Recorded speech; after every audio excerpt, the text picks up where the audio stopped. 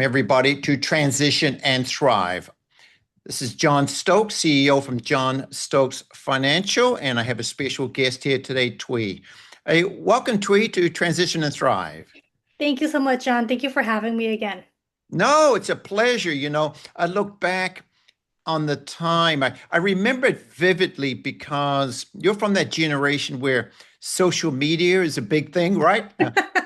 I'm not aging myself here. Maybe I am.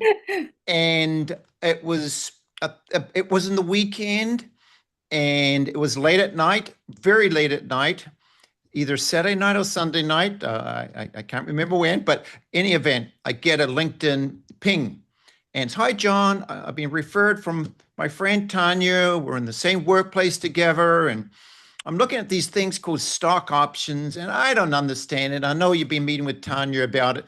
You remember pinging me on that tweet?"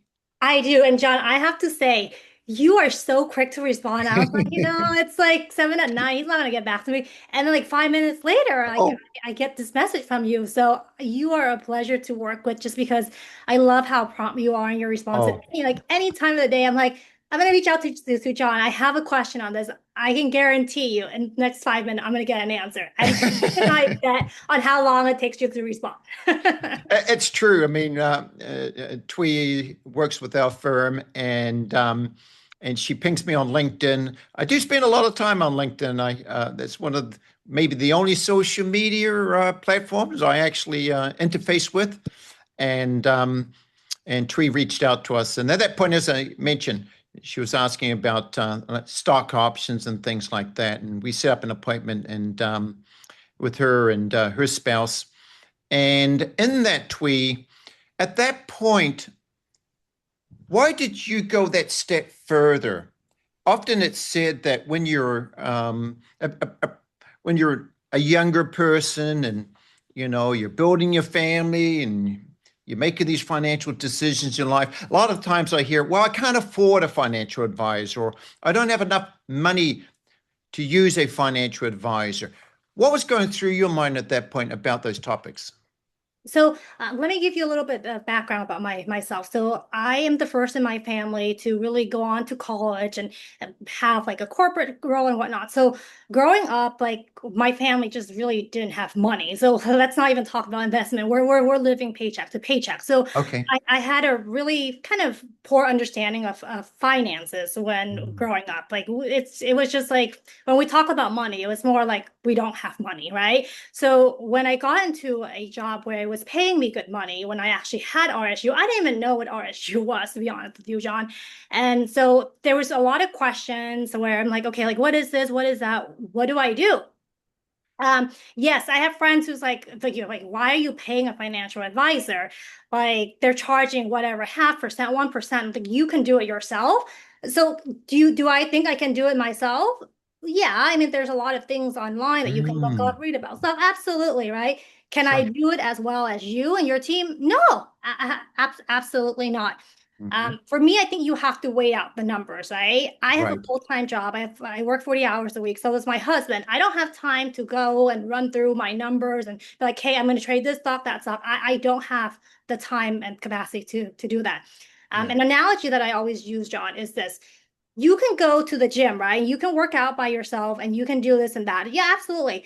But if you want to get really good and you want to really get in shape, you hire like a trainer, right? They Oh, know yes. what to do to Right. make you get to where you are much faster.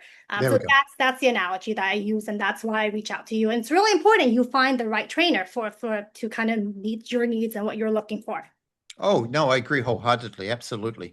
And yeah, well, you're right. A lot of what we do is centered around coaching. I mean, financial coaching and those aspects, right? Um, and so, Tree, tell us a little bit about what you actually do, your job, and the kind of the responsibilities you have with working 40 hours a week. So, my background and my training, I'm a pharmacist by trade. I went to school to become a pharmacist. Midway through, I wanted to change my career because just because I've been in pharmacy for so long. So Mm. I actually joined the pharmaceutical industry. When you met, I was an account manager, and that's where Tanya and I worked. And that was kind of my first exposure to, I guess, quote unquote, outside of healthcare into the corporate environment. And that's kind of when I heard about stocks, about RSU. And I was like, you know what, this is a space that I'm not familiar with. This is a space that I have questions on. So, uh, but I believe I found you because you had a LinkedIn post, and I think my colleague was tagging, and I was like, "Oh, he looks like a really nice guy," and it seems Oh, thank you. like he's. Let me just reach out to him. We've gone and we've looked at other financial advisors in the past, but it just didn't feel like somebody. It didn't feel like a good mix for what Craig and I was looking for. So that's what I said. Like you have to find the person that's right for you and your family. Not all financial counsel advisors are the same. You have to find what fits. And the first time I spoke with you and you setting me up with your team, I just felt like that you were the firm that we were looking for.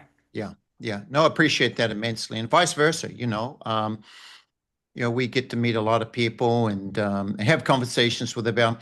For us as a firm, because we're in the independent channels, John Stokes Financial is an independent wealth management firm. We kind of get to choose the clients that we like and kind of the ideal situation there, and vice versa. Obviously, it's very relationship based. And so over the years, Twee, when you look back on your financial life, what would you say has been enhanced? What are the enhanced areas that you think you have done a better job at? Because you mentioned that you came from an environment where you're paycheck to paycheck. Quite frankly, as I did. I was born and raised in New Zealand. My father and mother had 9 kids, so it was a struggle. I mean, it really was, and I saw that. And so Twee and I can relate to that. So Twee, to where you were raised to where you are now, how would you say to our audience what you did to change and what it took to get there? One advice I would say, John, and I wish I've known this like when I was like 18, right, or much younger, is that you can't save yourself to wealth. Like you really can't. I watch my mom, my dad, like honestly, they save every single penny that they make, right? And it's like you can't like inflation. There's so many things that your dollar just gets smaller and smaller every single year. Mm. You sacrifice like things that you really enjoy. Like I am drinking my $5 coffee, and that's okay with that. Like I think that there's certain things that people think that, if I cut this out, like not buying coffee for me every single day, like that's not gonna save up for me to buy a house, right? Okay. You got to think about how do you make your money work for you, right? And I think Right. the best way to do that is through investment, something that was never taught to me. Like I think I remember in high school somebody says like stocks or something, and I was like, what's that? Like, is that like gambling? And then like I came to Mm. my dad, and he's like, oh, stock is bad. That's gambling. People lose Wow. money, and I was like, oh, okay, well, stock must be bad. Like, why then I'm not going to do that. I think what I've done really well now is understanding investment and what investment means, and working with you and your team, I think I have a better understanding of that. And just being able to be comfortable knowing that I like my financial is in the right hands, and Yes. if there is questions, your team is there to support me. Like that's something that I've been doing a lot better is investing in my future. Right. Yeah, you and your husband have done a fantastic job at that. Just in the last 2 years alone, Twee and her husband, Craig, have both been introduced to new jobs and careers, right? Twee, isn't that the case? Yes, we've gone through a few job transition, and all in really positive light. We're so thankful for all the experience we have in our previous role and new doors and opportunities that comes our way. But like I said, I think most importantly, obviously increasing your jobs and your career, but also looking like down the line, right? Once we're There we go. 65, 70, you can't work for the rest of your life. And I see that in my parents, like I can't save every single penny and be like, oh, you know what, this is gonna set me up for retirement. You really can't. The first few years when I started working, I didn't even contribute to my 401k because I was like, oh, like Mm. I don't have enough money. I need this money. But if you think to yourself, I'm gonna start investing when I have enough, like you're never gonna feel like you have enough money. So start when you can, even if it's just small, contribute, and that will compound. What do they say? The compounding interest is the eighth wonder of the world. That's right. Yeah. Um, Twee, that's fascinating. You're right. The younger you start investing, the law of compounding certainly takes over. But it's very interesting, isn't it, when when you're raised in an environment where you do have those financial struggles, and there's this mindset of, as an example, you mentioned, if you invest in stocks generally, then the outcome might not be positive there. And you're an amazing example of taking the mindset of maybe I should try this, and the advantages of this long term are going to justify, right? Exactly. Um, and so also you mentioned things like, life is about enjoying. It's about knowing that if you want to spend that $5 a day on your coffee drinks, um, and but you feel that the pleasure of that, and that's fine. It's not a Yeah. problem, right?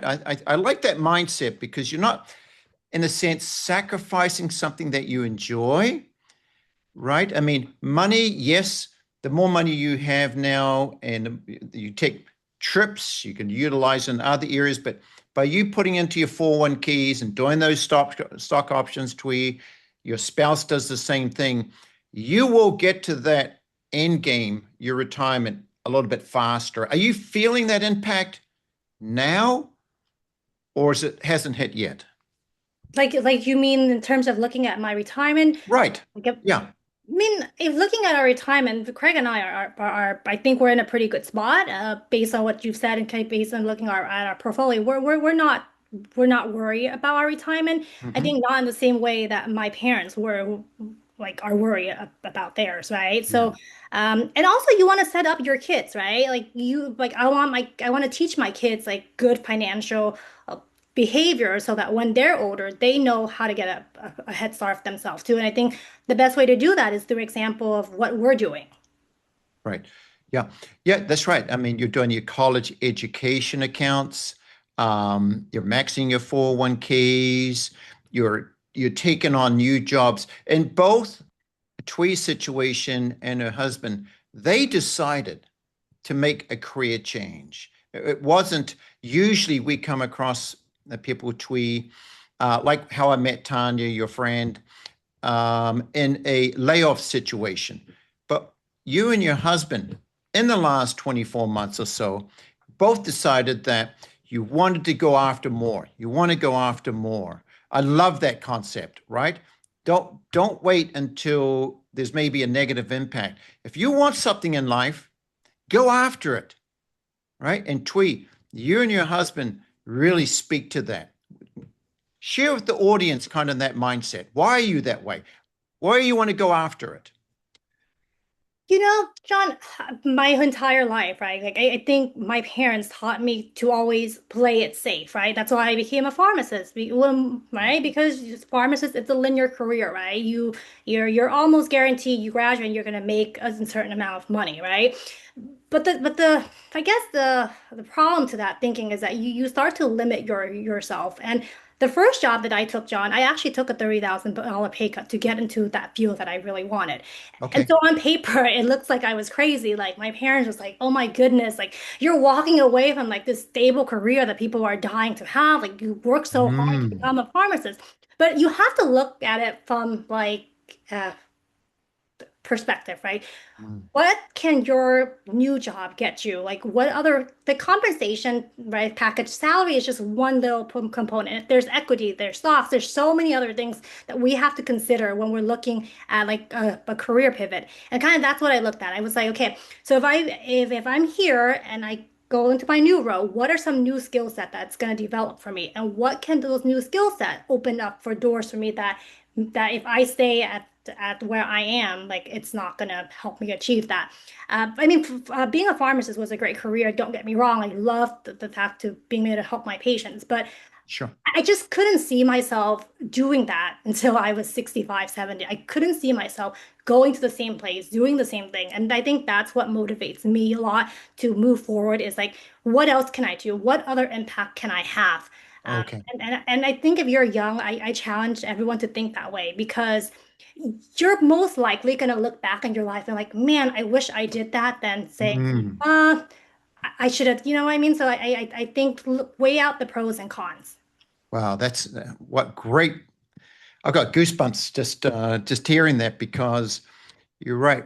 Everybody wants to have the opportunity to not only love what they do, but just have the opportunity to be financially rewarded for that, Right. right?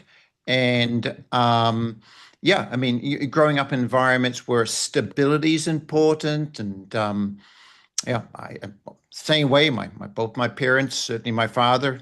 John, when you get that job, make sure it is career based, right? And I've started off with jobs, and then in my 30s made that career change and became a financial advisor. So yeah, I relate to you, Twee, in that respect. What would you tell the audience, Twee, that are maybe at your age or younger that haven't started investing, or maybe what steps did you take to at least know that investing stocks, bonds, in the market generally, and also to become a homeowner, right? What steps did you take, do you think, that got you to that first level? So I tell my friends this all the time because like they're like, I can't afford it right now, Twee, or like I can't invest right now because the market is bad. Like right now, we're just throwing our money away because like the stock market's already down is down. But I said you have to look at it, not just like this period, this time window. Look at how well the market has done in the last 4 or 5 years. It's actually gone up versus down. I would say my suggestion is start small. You There we go. have maybe like $10, 25, whatever it is. And if you don't know where to start, I would start with investing in like ETFs. Like the big one that I really like is VOO, VTI, SPY, whatever it is, like the big one, right? And oh, I think it's hard because we always tend to think, oh, I don't have enough money. I'll do it next month. But then when is next month gonna come? I would set it on automatic, like put in Ah, $20, $25, whatever it is that you can afford at this point. And there we then go. as you make more, you increase. And I think that's the way to start investing. It's really hard because I came from an environment where we just really didn't have money. So like to think about I'm putting money away that oh maybe the stock market's gonna drop and I'm gonna lose money. I would put it in and not think about it, not check it every single day because the markets makes you nervous. Sometimes it drops and it's like, oh goodness, I'm losing money. Put it there, automated, and just go on with your life. And then look at it every 6 months or whatever, and you'll see that in the long run, you actually make more than if you were just to put it in the bank. Yeah, that's right. Yeah. And having that mindset of investing for your future, as you mentioned, Twee, you got children, you have a spouse as well. So you have responsibility. I mean, you got financial responsibility, right? Yeah, And the more responsibility you have, the more pressure you can put on yourself there. Because absolutely. Absolutely. you need money to survive. Yeah, absolutely. And so, no, I've really enjoyed this conversation today, Twee. Twee, if you were to kind of look back on the last couple of years and just interfacing with my firm and my staff, is there anything that really stands out in your mind that has been very beneficial. So one aspect that I really like about working with you and your firm, John, is that I feel very comfortable when I have a Mm. question and I don't know it and I can ask you about it. We've gone through other financial advisors in the past, and the reason why we didn't go with them was because when you ask a question, especially because I don't come from finance, they almost feel like it's like, oh, like why did you ask that question? That's a silly question. Oh, But I you've see. never made me feel that way, or Craig. So we feel very comfortable. Like we can call you and we can ask you, and you're very responsive, and that's one of our favorite part about working with you and your firm is just understanding that we don't have the same financial knowledge as you and your firm, and being okay with that. And sometimes I ask the same question, and I get that, and you're so patient, John. Craig's like, didn't you just ask him that question? And I was like, yes, but I don't understand. So thank you, for always just taking the time and explaining to us. And when you feel like I don't understand something, you set up further calls so that we can understand. That's what we look for in our financial advisor. Thank you, Thuy. I think a lot of people will be touched by those comments, as I am. We definitely appreciate it. I mean, I come from a very humble background, so for me, it's all about having your heart in the right place and just doing the right thing. And it all comes down to educating. And with the tools that people have, you mentioned earlier, Thuy, the tools that people have now, especially with their AI and all that backdrop, if you would. Yes, indeed. You could learn a lot of this on your own. But at the end of the day, just as you said, if you go to the gym, it's great to get a coach. Right. So if anybody out there is looking for a financial advisor, by all means, contact us, have initial consultation with us. But Thuy, thank you very, very much for joining us today. And you take care and have a wonderful weekend. Thank you, John. It was such a pleasure having